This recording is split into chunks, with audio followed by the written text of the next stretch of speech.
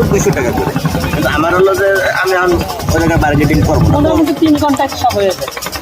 না 3 ঘন্টা এটা ব্যাপার কি, তুমি যদি যাবা আর আসবা এরকম নিয়ে করো, তাও তোমার মোটামুটি 5 ঘন্টা লাগবে, 5 থেকে 6 ঘন্টা। কারণ টোটাল হলো তোমার 75 না কত কিলো জার্নি।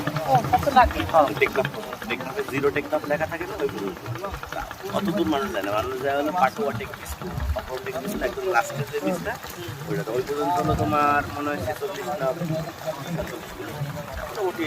আমি আগের বার যখন গেছিলাম আমি ছিলাম সকাল 10টায় আর ফেরত দিচ্ছি রাত 8টায়, মানে পুরোপুরি একদম ফুল আওয়ার। তখন মনে করো একদম সব মাথা পড়ে পড়েছে। আর এবার হলো তোমার এই বীজ আছে না, নাম কি ইরানি বীজ।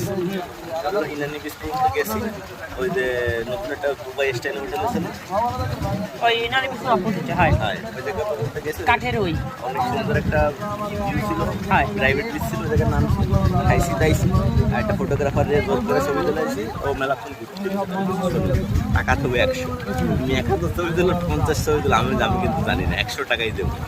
পরে 100 টাকা দিয়েছি, ওর ছবি তুলে ওই জায়গায় বসেই হোয়াটসঅ্যাপে নিয়ে কোনো ঝামেলা নেই, ঝামেলা করলা না।